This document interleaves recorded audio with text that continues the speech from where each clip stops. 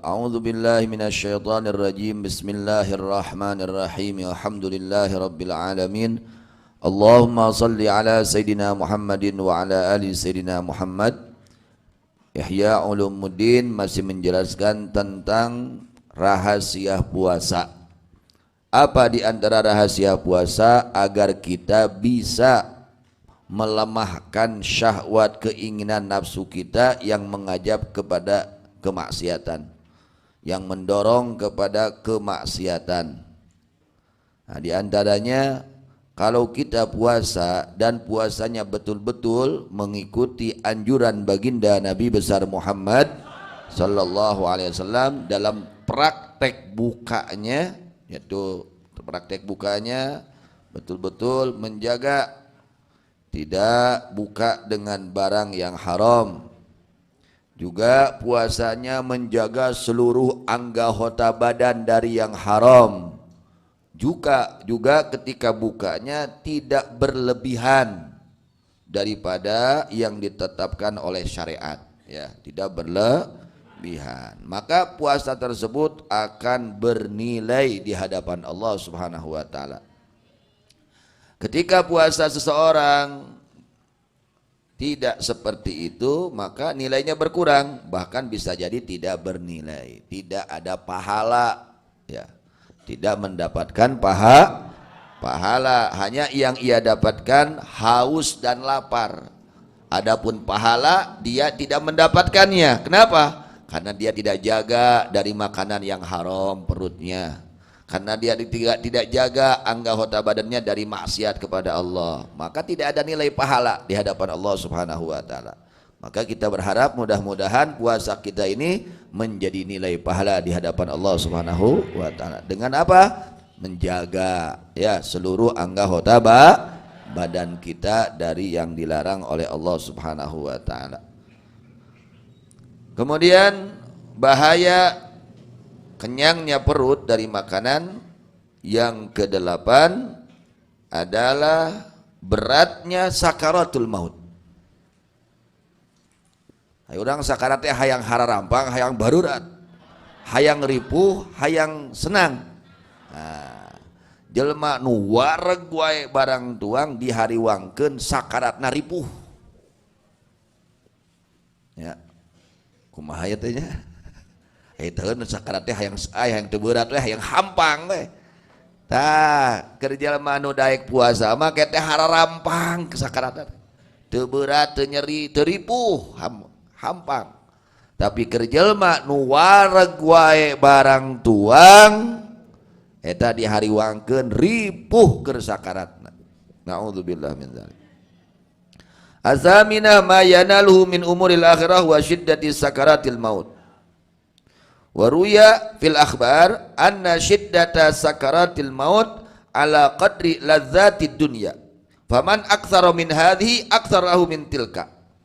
Jadi di dalam keterangan dijelaskan, fil akhbar dijelaskan, sesungguhnya beratnya sakaratul maut tergantung kenikmatan dunia, kelezatan dunia.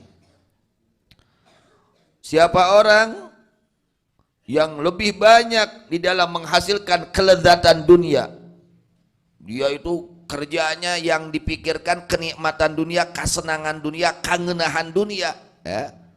Orang yang lebih banyak dia mendapatkan kelezatan dunia, menikmati kelezatan dunia, maka dia akan banyak pula, ya, merasakan beratnya sakaratul maut. Jadi minang teuing wareg barang tuang jadi sabab ripuh nalika sakaratul maut. Nauzubillah min dzalik. Mudah-mudahan sanasi dihapangkeun sakaratna. Amin ya rabbal alamin. Yang kesembilan, nuqsanus sawab fil uqba, berkurangnya pahala di akhirat. Waduh, urang teh hayang loba pahala teh hayang saeutik. Tah nu warareg wae mah bakal ngurangan cenah ganjaran ke di akhirat teh. Ya. Jelema nu wareg wae barang tuang, orang yang sering kenyang, ya, kenyang, selalu kenyang perutnya, dia akan berkurang kenikmatannya kelak di akhirat.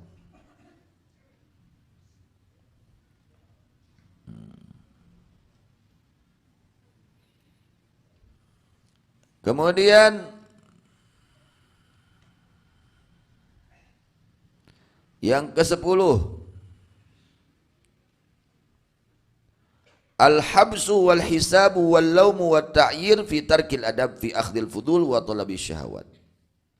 Yaitu al-habsu, ditahan, dihisab, mendapatkan cacian, makian karena dia meninggalkan adab, meninggalkan tata krama. Dia akan ditahan. Ripuh reka sawarga teh ditahan heula, dihisab heula, ripuh hisaban, repot hisabannya nanti di akhiratnya, ya. Dan dia akan mendapatkan caci maki, cacian dan makian karena dia tidak beradab kepada Allah Subhanahu wa taala. Gitu taeta sapalihna 10 rupa nya bahaya tina wareg barang tuang. Kemudian Al-Imam Al-Ghazali radhiyallahu mengatakan, ya habbadha naumul aqyasi wa fitruhum kaifa la ya'ibuna saumal haqqa wa sahrahum. Sayyidina Abu Darda radhiyallahu anhu berkata, ya habbadha, alangkah baiknya, alangkah indahnya, alangkah bagusnya naumul aqyas, tidurnya orang-orang yang berakal. Orang kalau akalnya sehat, tidurnya itu bernilai. Akalnya tidak dikuasai oleh hawa nafsunya, akalnya tidak dikuasai oleh syaitannya, maka tidurnya saja bernilai, bisa mengundang ridho Allah, bisa mengundang rahmat Allah tidurnya. Kalau orang akalnya tidak terganggu oleh setan, ya, tidurnya bernilai. Komo ben tanah sarena aya hargaan, diganjar sarena, ya, yang diganjar sarena kudu jadi jelema berakal. Ya, kudu jadi jelema naon? Berakal. Akalnya tidak terkalahkan oleh hawa nafsunya, akal sehatnya tidak terkalahkan oleh godaan syaitan. Nah, baru orang tersebut menjadi orang yang bernilai tidurnya. Ya, ya habbada, alangkah indahnya, alangkah baiknya, alangkah beruntungnya, ya, naumul aqyas, tidurnya orang-orang yang cerdas. Aqyas cerdas, yakni orang-orang yang berakal. Siapa orang yang cerdas itu? Kata Rasulullah SAW, al-qayyis man dana nafsah. Orang yang cerdas itu orang yang mau mengoreksi diri, koreksi diri, merendahkan diri, ya, melawan merangan hawa nafsuna. Eta jelema anu cerdas. Nah, dipaksa, mung bentak keur ngaji dipaksa, mung sholat berjamaah dipaksa, mung ka masjid dipaksa, mung sodakoh dipaksa, terus selalu dipaksa, memaksakan diri kepada kebaikan, dipaksa ulah doraka, letahna poe ieu dipaksa ulah doraka, ceulina ulah doraka, ya, socana ulah doraka, hatena ulah doraka, dipaksa terus. Nah, itu orang aqyas. Al-qayyis mandana nafsah. Orang yang cerdas itu adalah orang yang bisa menundukkan dirinya, hawa nafsunya. Lain ngagugu kahayang, embung ibadah digugu, lain mah jelema, lain jelema cerdas gitu mah, jelema belet. Ya. Jadi aya jelema cerdas, aya jelema, tah jelema belet mah gaweana ngagugu kahayang. Embung ibadah teh digugu, embung ibadah digugu, haroream taraweh digugu, haroream tadarus digugu. Haroream ibadah digugu, eta mah jelema belet nu kitu mah. Ya, urang belet atau calakan? Insyaallah calakan ya, amin. Wanita yang teh peureum ya kieu teh nya, dipaksa mau gawe ya teh sing kalebetkeun jalmi calakannya, amin. Tunduh ya kieu. Usumna peureum. Mudah-mudahan sing jadi jelema calakan, orang cerdas ya. Wa amila lima ba'dal maut, tanda orang yang cerdas yang kedua, dia beramal soleh yang bermanfaat setelah mati. Jadi orang teh, kita ini harus berusaha beramal yang amal tersebut bermanfaat ketika kita sudah mati. Boga harta banda sing manfaat sageus maot, bisa nyaangan orang di alam kubur, nulungan orang tina siksa kubur. Sok boga harta banda, boga anak, boga sarupa teh sing jadi amal soleh. Pilari ke urang amaliyah nu manfaat sabada urang maut. Sabada urang mah wa amila lima ba'dal, dan dia beramal untuk persiapan ia setelah mati. Ya, tidak ada lagi ya yang bermanfaat setelah mati kecuali amal soleh. Hirup urang sing jadi amal soleh. Gaduh murang kali punya anak, punya istri supaya menjadi amal soleh. Segala sesuatunya harus menjadi amal soleh. Itulah baru dikatakan orang yang cerdas, orang yang beruntung. Tapi lamun terjadi amal soleh, boga anak, boga pamajikan terjadi amal soleh, boga harta bada terjadi amal soleh, boga ilmu terjadi amal soleh, rugi itu mah. Kadituna cilaka. Na'udzubillah min dzalik ya. Kata Rasulullah SAW, al-kayyis man dana nafsah wa amila lima ba'dal maut. Orang yang cerdas, orang yang beruntung, orang yang bahagia, yang mau mengoreksi dirinya, memperbaiki dirinya, melawan hawa nafsunya. Melawan hawa nafsu, dilawan. Hayang doraka, hayang ningali doraka, dilawan. Komo keur puasa, dilawan. Hayang ngadenge doraka, dilawan. Ngomong ke doraka, dilawan. Dan digugu, terus melawan hawa nafsu. Tidak mau ibadah, dilawan. Tidak mau tahajud, dilawan. Tidak mau ke masjid, dilawan. Tidak mau tadarus, dilawan. Tidak mau sedekah, dilawan. Terus amal soleh diperjuangkan ya. Mau ngaji, dilawan. Haroream, dilawan. Tuluy gawena ngalawan hawa nafsu. Itu baru orang yang akan mendapatkan keberuntungan dunia dan akhirat. Amin. Hal yang untung, yang rugi. Nah, kudu jadi jelema cerdas jalan kuno mah ya. Di mana urang hayang untung, kudu jadi jelema nah, jelema nu cerdas teh jelema nu daek merangan hawa nafsu. Jelema nu daek merangan hawa. Nah, itulah orang cerdas yang akan mendapatkan keberuntungan dunia dan akhirat. Amin ya rabbal alamin. Yang kedua, tanda orang cerdas, wa amila lima ba'dal maut. Beramal untuk sesuatu yang bermanfaat setelah mati.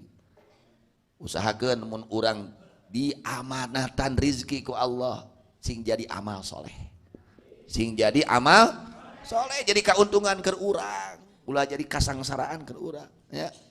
Tah jelema-jelema nu cerdas boga hartana dipake amal soleh ya, dijadikan amal soleh.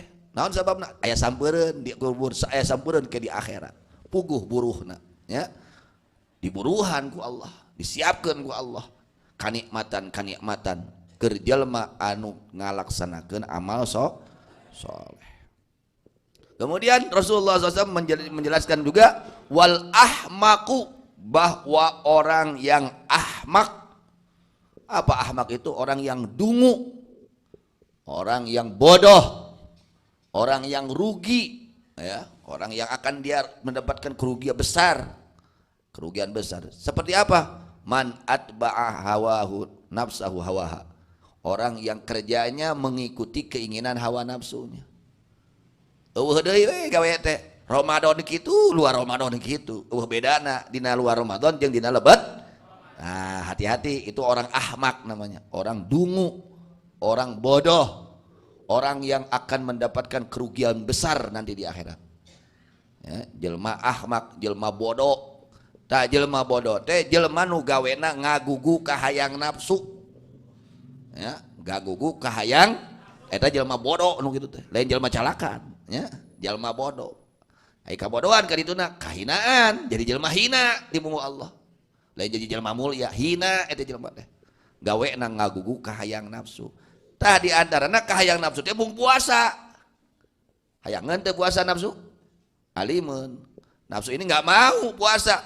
Kita paksa untuk berpuasa. Nah, ini akan mendapatkan kemuliaan. Mudah-mudahan ya jadi jelema anu mulia. Ayeuna teh urang teh keur merangan hawa nafsu. Merangan hayang barang tuang ditahan tepi ka magrib. Hayang ngaleueut ditahan dugi ka magrib. Gitunya hayang teh beureum ditahan dilawan tepi ka maksakeun hadir ka pangaosan. Mudah-mudahan ieu teh jadi kamuliaan ka urang sadayana. Amin ya rabbal. Wa tamanna 'ala Allahil amaniya.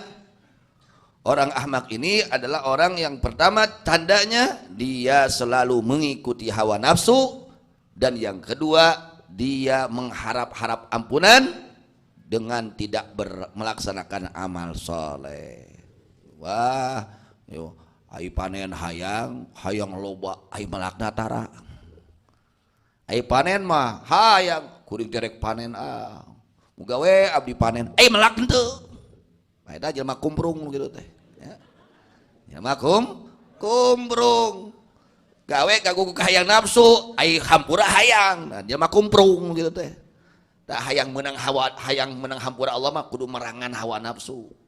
Ya, merangan hawa nafsu, datang hampura Allah. Kengeng hampura Allah, datang rahmat Allah dengan memerangi hawa nafsu. Komo dina taraweh ya, kan biasana mimitin mah eta teh teu katampung masih gitu teh. Terusnya ke yo nah tina 10 kali itu jalan aja teh.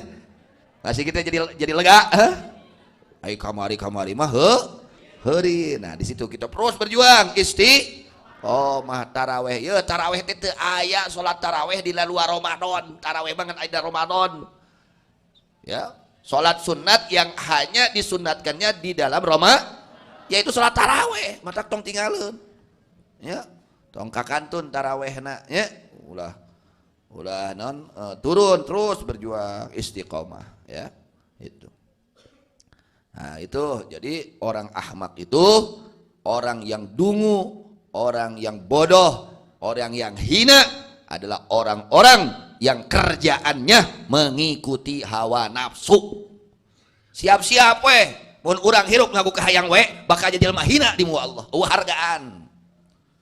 Jadi jelema hina, hargaan di muka Allah. Nauzubillah tsumma mudah-mudahan Allah berikan kekuatan kepada kita semua untuk memerangi hawa nafsu kita. Amin ya rabbal alamin.